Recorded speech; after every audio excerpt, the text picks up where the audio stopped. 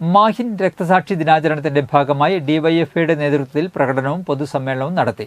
18ാമത് രക്തസാക്ഷി ദിനാചരണത്തിന്റെ ഭാഗമായി ആളൂർ സെന്ററിൽ നടത്തിയ പൊതുസമ്മേളനം സിപിഐഎം സംസ്ഥാന കമ്മിറ്റി അംഗം പി ജയരാജൻ ഉദ്ഘാടനം ചെയ്തു.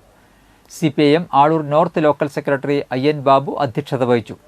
സിപിഐഎം ജില്ലാ കമ്മിറ്റി അംഗം T Sasidharan, CPIM area committee അംഗങ്ങളായ UK Prabhakaran, KR Jojo, DYFI block secretary Dhanush Kumar, president Akshay, നേതാക്കളായ PU Bibin, Fifi Tony, Navas എന്നിവർ സംസാരിച്ചു.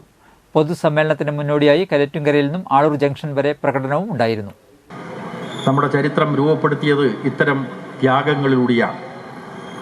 ത്യാഗങ്ങളിൽ വെച്ച് ഏറ്റവും പ്രധാനം സഖാക്കളെ ജീവത്യാഗമാണ്. ആ ജീവത്യാഗമാണ് സഖാവ് മാഹിൻ നിർവഹിച്ചത്. എത്രയോ സഖാക്കളുടെ ജീവർപ്പണത്തിലൂടെയാണ് ഇന്നത്തെ ആധുനിക കേരളം രൂപപ്പെട്ടത്. അതിന് നവകേരളത്തിലേക്ക് മുന്നേറ്റം നടത്താൻ കേരളത്തിലെ യുവജന പ്രസ്ഥാനം ഇതാ സന്നദ്ധമായിരിക്കുന്നു എന്നാണ് ഡിവൈഎഫ്ഐ ഈ രക്തസാക്ഷി അനുസ്മരണ പ്രതിജ്ഞയിലൂടെ നിർവഹിക്കുന്നത്.